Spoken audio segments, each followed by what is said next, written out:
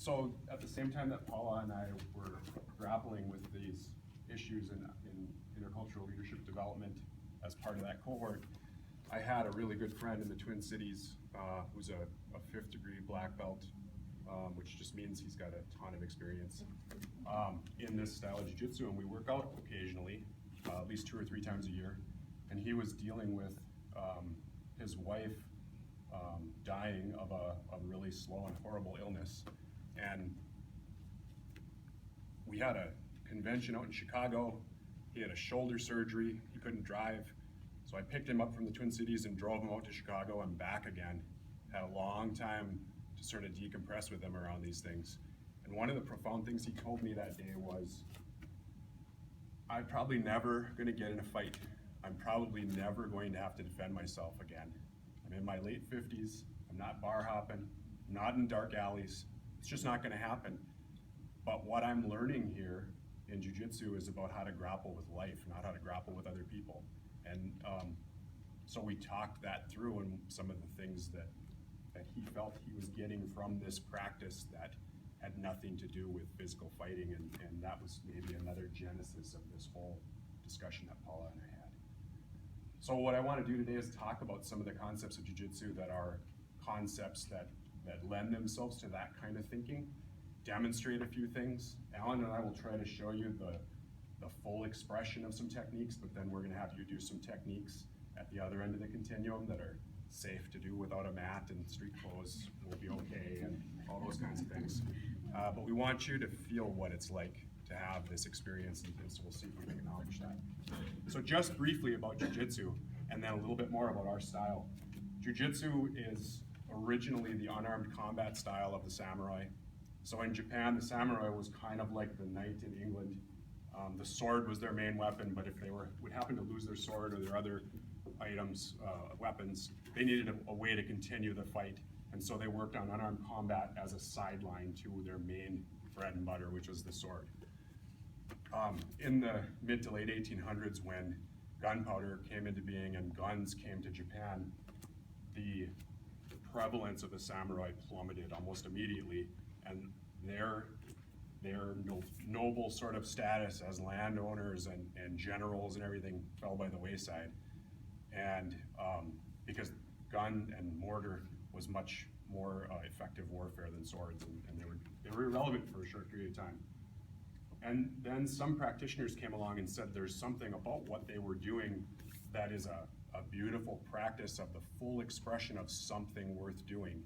Let's take that back and let's continue that. And Jigoro Kano was the famous Japanese who developed Judo. So Jiu-Jitsu means, Ju means gentle or pliable. Jitsu means science. Do means way. So Jiu-Jitsu is the gentle science or the pliable science. Judo is the gentle way. So Jigoro Kano in the late 1800s took Jiu-Jitsu, which is just generally fighting and grappling, and he said, let's go back to what the samurai were really doing, the same thing they did with calligraphy, the same thing they did with the tea ceremony. Let's find the full ultimate expression of this physical art, and let's honor that and seek perfection of character through doing something over and over again, better and better and better.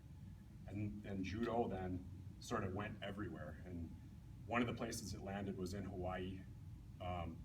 There was a Japanese immigrant by the name of Seishiro Okazaki, later had people call him Henry Okazaki, and he, as a teenager, arrived in Hawaii with no experience in judo, a 16-year-old, fresh over with his family, and he was diagnosed with consumption, which typically meant that you actually were going to had a pretty terrible disease and were going to die. It may or may not have been a misdiagnosis, but in any event, his family sent him to the judo dojo there in Hawaii. He started doing judo and miraculously got healthy and strong. And so he dedicated his life at that point to judo and jiu-jitsu. He went back to Japan, studied in several places in Japan, and then he came back to Hawaii. And what he did in Hawaii that was unique is he started working with the melting pot of martial artists there. So he learned American boxing, he learned Hawaiian luau, he learned Chinese kung fu, all kinds of different things. And the core of what he kept was judo. Okay, Judo now means the sport that is the Jujutsu self-defense. They're kind of the same thing, they're just different sets of rules. But at that time, he pulled all these things together, and the thing that we've inherited from him today really has those tenets: seek perfection of character, but it has a couple of really interesting concepts that you don't necessarily find in every martial art, and those are the two things that we want to talk about today. First one is Stemi. Stemi means it means self-sacrifice, and so in the context of this martial art, what it means is you're going to get thrown, you're going to get your wrist broken, something bad is going to happen to you. Rather than allowing that thing to happen, you get out ahead of that and stemi or sacrifice yourself to prevent that from happening. Okay? So the idea is that you sacrifice and find a way to get through the eye of the hurricane and into the calm spot again, because that would be the eye of the hurricane. So the way that expresses itself is, rather than falling down and taking damage, you might do a front roll. And if you're not able to do a front roll, or if you're getting hurled into the mat, then you would do what we call a stemi. This is the natural progression of a self-sacrifice, which is a falling front roll. And by virtue of the way that he is doing that, he's able to spread out all the damage and not take it. So if we do this on a concrete floor, which I have done, it's not pleasant. You end up with bruises, but you protected your bones and joints and head, and you don't take real damage. You just take temporary damage. Okay? So, an icy street, that's where I have most of my self-defense techniques. And I have jogged down the driveway, hit a patch of ice, and had my feet up at head level and landed, and had a few nice bruises, but because I was in that stemi position, I got up, and that was good. So the other thing about stemi is we can't practice all the great stuff we want to do unless we know how to take those falls. Okay? So if Alan's going to throw me Seonagi, the back carry throw, I want to be able to get up and continue doing judo or jujutsu. Okay? And the throws tend to get progressively harder and faster. Okay? And we've got to be able to take more and more dramatic falls. Okay? And then the last thing I want to say about stemi is sometimes the whole self-sacrifice notion is part of the offense as well. Okay, so if you think about another famous Japanese tactic, kamikaze, where you take the plane into the boat and sacrifice yourself literally for the greater good. Sometimes what the throws that we're doing in judo are just that. So if I'm overpowering Alan with greater strength and stature, he doesn't want to use force against me. He wants to somehow go with that, stemi with that, and turn it to his advantage. So that might look like this.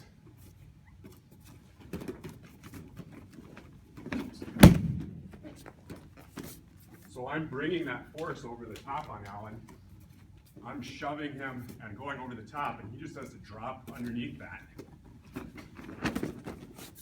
And I can use either version of stemi, either the front roll or the fall, to get out ahead of the energy. And so you can see there's an interplay going on now. I throw some force at Alan, he counters that force, and I counter the damage that's going to happen to me and get up. And we start to add layers and layers to that whole concept. So that's stemi. Definition is up here. And if you think about taking yoga breaths, my wife is a big yoga practitioner, and if you get really agitated, you take yoga breaths. There, that worked. That's not countering my tension. That's taking my tension and going with it and breathing it in and releasing it and making it work for me in the way I think about it. So it is not diffusing the tension. The tension is still there. It's just now doing something useful for me instead of working against me. The second concept that is really central to what we do is Kokua. And this is a Hawaiian word. And in the Hawaiian expression of Kokua, I found a really great one this morning. It means loving sacrificial help to others with no personal gain. Okay, so that's what the Hawaiian cultural concept is. Living in this culture, Okazaki borrowed that expression to describe what was happening on the mat. And this is the martial arts example, which is basically find that balance between sharpening the sword and ruining the blade, right? Find that balance between how do we create just enough tension so that we both grow as martial artists, but not enough so that either of us gets hurt, okay? So when I'm working with a brand new student, if I make the judo and jujutsu too easy for them, I'm not doing them any good. And if I make it too hard on them, I'm stifling them, okay?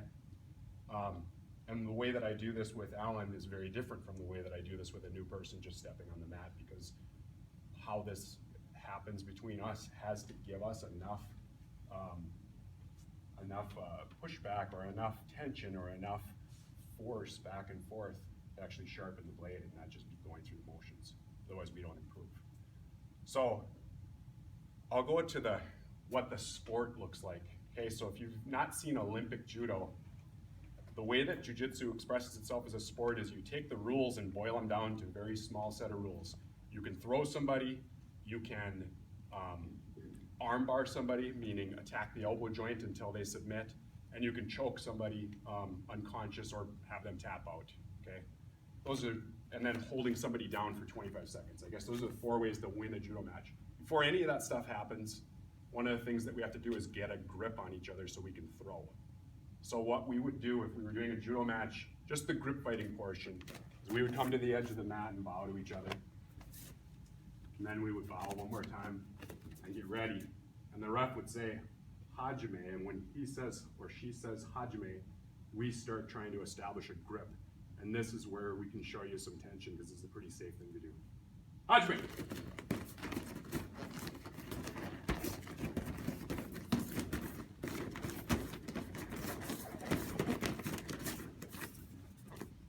So that's in preparation for a throw. And at some point when we're doing that, one of us is going to uncork a throw and probably land in the middle of your table with this setup.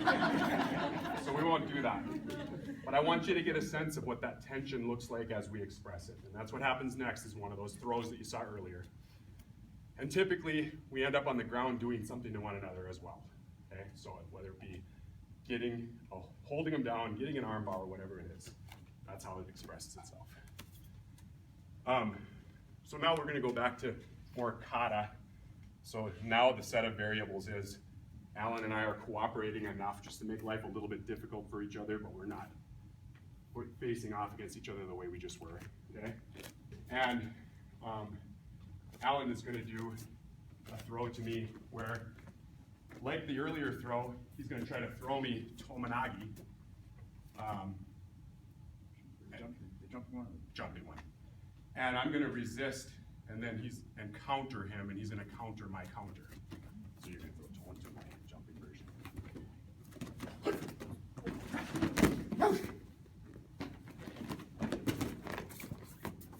So I stopped that first throw, but I also used that opportunity to let him take a reasonable landing, and then he continued the throw into a hold down and a choke. So that's how that expresses itself. There's a bunch of cooperation going on there. That's not necessarily something that's going to work in an alley with a bunch of broken glass, okay? I wouldn't advise necessarily, but if you miss on the first throw because I countered and you keep going, eventually we keep countering each other and we end up somewhere, and it's typically not as nicely scripted as that. And then another way to look at this would be, if Alan's trying to throw me, I can go with that throw entirely, let him throw me, but then use that energy for the next throw.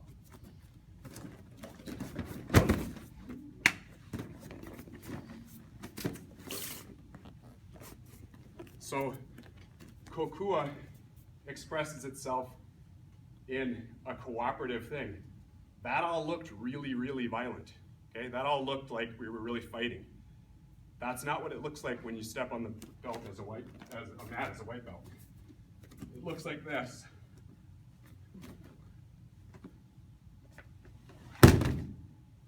Now he's learning how to fall, and then we'll start amping it up and amping it up and amping it up. Okay, so our sensei, who's sort of an ex-college wrestler with big cauliflower ears, he just says, don't break your toys. This just means don't break your toys. Okay. So that's Kokua. Okay, so back to, to what Jerry said, and think about it, whether we're cooperatively growing our art together or competing with each other. The earlier throw that we showed you, Seanagi, if I throw him and he's cooperating with me, that's the nice, gentle expression of the throw. But let's say that he wants to counter me. Kaishawaza means counters. And there are really only about 5 ways to do a counter, and we're going to show you a couple of them today, and you're going to get to practice them. But a counter is embodied with both Kokua and Stemi. So you have to understand Kokua and Stemi before you start doing counters. So one counter that we have that we're going to show you today is how to block something. So if I go to throw him and he blocks me, maybe he's blocking me for good reason. Maybe if I get this throw done, we're going to be breaking that chair, and so that wouldn't be good. So he blocks me, right? He's stopping me with everything he's got. The more he commits to stopping me and the more I commit to doing this, the more chance something is going to happen that neither one of us can control. Maybe one of us will benefit more than the other. But that's not what I should be doing at this point. As soon as I got into this position, all of his energy's back that way. Okay? So he counters me and then I counter him. And after a while we have this nice little dance going on where we're providing counters to each other. And I never came in on that first throw intending for anything but to throw him. It's not a feint. It is not a pretend throw. If I give him a pretend throw, there's nothing to counter, so he can't counter me. So I have to give him up. Okay? We have to go for the real thing. So, Kaishawas are counters. We're going to show you a technique that you can do to control somebody, and then we're going to show you some ways to counter it. So we're going to back up one step. So, first the technique to control somebody. This technique is called katate tori. It means single hand break. So, I reach at Alan, he catches my hand, and he puts tension on my wrist all the way back, all the way around, and sort of sending the pinky down to the floor. And he uses his whole body to start to exert force on that. And I indicate by tapping or saying mate, which means I submit or stop, that he's generated enough force to make me uncomfortable and to start to hurt me, and he's doing the technique correctly. Okay? So that's the normal expression for a white belt. Okay, that's what you learn. If you want to feel this yourself, and I'm sure everyone does, just put your palm towards you, okay? And reach around so that your fingers are grabbing the meat below your thumb, okay? And then put your own thumb in between your ring finger and pinky below the knuckles so that you're on the back of the hand, right? And now just crank your wrist around like this. Nice and slow when you feel some pain, right? Yeah. You were supposed to tap out at some point. Right. He could be at his hands tied. All right. Say mate. Yep, say mate then. Yep. Or you can tap with your toe or whatever. But, anyway, that's what that technique feels like. Now, the way that that technique's going to really find full expression isn't me just cranking on his wrist a little bit until he says that it hurts. Okay? It's going to be something more like this. All right? So to start with, I attempt to break his wrist with all of my strength. And what does he do? Back to Stemi. Okay? And then I go ahead and follow him and keep doing it until I'm able to achieve what I was originally wanting to achieve, or he does the next counter. And that's the way it goes. But this is the way we do it when we're showing a level of Kokua that's appropriate for a new student especially. Okay? So, try that on yourself one more time. This time, say mate when it hurts. Right? Mate means stop. All right, so your hand should come all the way towards your forearm and then twist the pinky off to a 45-degree arc over your own wrist, okay? And there's all different kinds of wrist locks. There's many ways to hurt somebody's wrist. It's actually 4 ways, but this is just one of them, okay? All right, so now let's talk about the counter. So that's Katate Tori, and you've now learned your first Jujutsu technique, right? So we could charge you $100 for a nice little stripe on whatever belt you're wearing, or we could just say you know a little bit of Jujutsu now. All right, so first Keishiwaza, first counter. This is what you do. Remember, Stemi and Kokua are woven into this. My job as an instructor is to make sure that I don't get hurt and that student doesn't get hurt, okay? That means I have to have enough Stemi to make sure that I don't get hurt. I have to go with whatever's happening and make sure I don't get hurt. But what Kokua says, I can't stifle that student, okay? So if he's giving me too much, well, that was a little alarming for him, right? Probably a little too much resistance on my part. Not necessary, okay? Not to mention, now he's freaked out. Now he never wants to touch another person's wrist because he thinks he either just about hurt me or I did something really overreacting. So instead of that, let's say he's going a little too hard, I can just block that, okay? There's nothing to stop me from blocking this technique, right? And if it's a brand new, well, this is not with brand new students. If it's a green belt who just got his new rank and really feels like he's getting this stuff now, sometimes, that's what you get. All right, so he's doing that. So I feel it coming. I put my own hand in place there. I block the technique, just like Alan blocked my Seonagi back here throw when he knew I was going to throw him through a table. Right? Nothing personal. We don't either want that to happen. So I block that technique, okay, just by pushing against it with the other hand. Right? Can you rotate that a little bit so we can see? Sorry. Thank you. So that's it. Just stopping the progress of that. Now, in the context of a white belt or a gold belt, a new novice student who I want to just become impassioned with pursuing martial arts for the rest of their life, because why else am I here on the mat if I'm not trying to inspire that, okay? I'm just gonna say, a little too fast, slow down, right? Do that same thing. This time, find that tension, feel it, and get to the edge of it without starting to cause me any sort of harm, okay?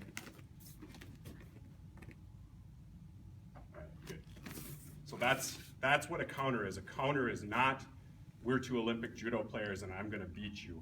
A counter is, how do I show good Stemi, good Kokua so that we both grow as martial artists? He doesn't have the psychological harm of having broken his sensei. I don't have the physical harm of having allowed that to happen. Okay? So let's try that. So first, you're gonna have to partner up with somebody. And it's got to be somebody who you don't mind having contact with their hand, right? That's the only prerequisite, okay?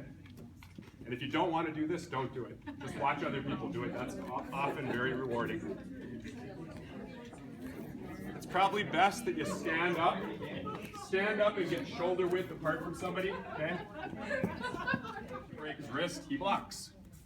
But that's not what we were showing you earlier. What we were showing you when he threw me tomanagi or circle throw was going with the technique, right? That's a counter. My counter in that case was I don't want to do a face plant, all right? I want to come out of this with everything intact. So now if we do this technique and he's doing this wrist lock, we showed you earlier stemming out of that, but that's way too much work. I can do it something as simple as this, okay? Or if I don't like bending my knees, you just do this, right? And he can keep applying this technique all day long. I'm just going with it. There's no reason to take damage. And if I have a student who's, really got a lot of strength and tension and they just snap into this, I can do both, okay? All right, slow down. Let's start over. 2 yoga breaths. All right, let's try it again. So try that one. They're gonna get you in that same one. You're gonna put your hand here, so you got 2 counters going on. But instead of pushing back, you're just gonna go around it. right? We're not stifling the other person. It's just finding that tension collectively or as a group of two people. Where is that tension of safety, and yet where is that tension of growing as a person? How do the two of us become better martial artists when we know that we're not probably going to get into any real fights? I don't even want to. I would never want to get into a real fight. I don't want to take harm, and I don't want to harm another person. So why would I want to be in a fight? So how are we going to grow as martial artists at this point? We're going to keep pushing each other with those counters that are embedded in Stemi and Kokua, these two concepts, okay? So the natural progression of that starts to look like maybe we're going to do this is a technique called front mountain shadow. He's going to try to throw me Seonagi, the back carry throw, and I stop him, and he's got to cooperate on this to be safe. Hi! All right, so he stops, I stop the first throw, and he's got to go with the second throw. So you see how both counters were in there? On the first throw, I stop him. Hi! Hi! But on the second throw, he goes with it. And on the third thing, he stops it. So we're just using those same counters over and over again. I want to see that in the meeting. Yeah. Yeah. So it can start to get really complicated. So you can take this and do all kinds of crazy things with it. Another expression of this is called the monkey art. Wow. Yosh.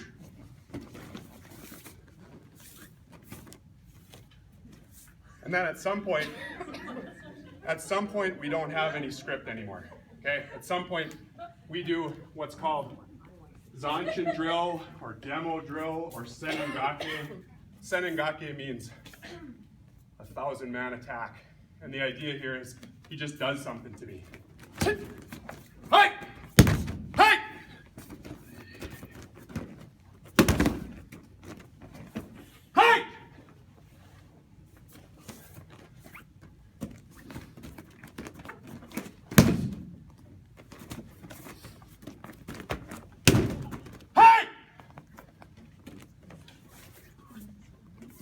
So now we're just doing counters. Counters and attacks and counters and attacks.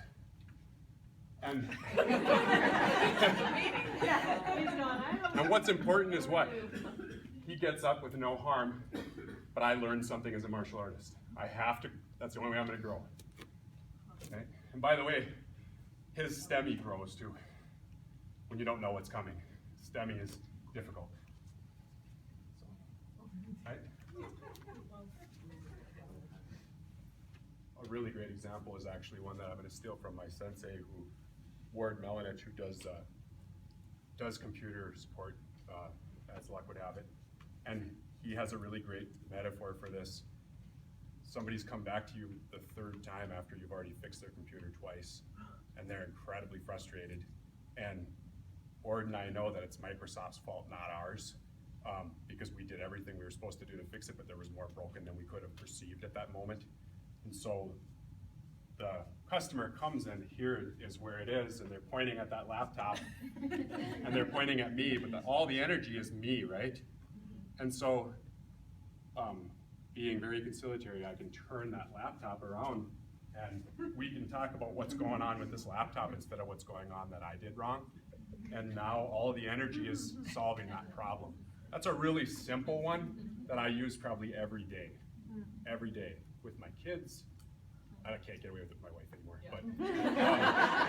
but you get the idea that that's a really easy thing, because what is really the problem here? My goal in life is to make sure that he can use that computer, and his goal is to make sure he can do his work. We're aligned. We're aligned 100%. The fact that I wasn't able to solve the problem the first and second time around doesn't change the fact that we're definitely aligned. And so I just have to acknowledge that, and that person responds to it, and the problem gets solved.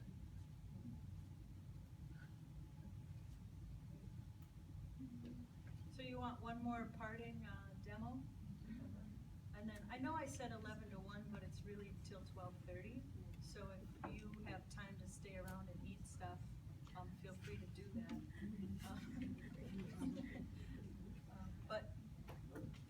offer to do One more technique? one Do more technique. you want to see one more technique, or have you seen enough? Just so nobody I think gets it's hurt. interesting to pay attention to the energy and tension in the room and in my body when you guys are doing this. Yeah, So, we feel it too. yeah, all right. I feel a sense to protect. Whoa.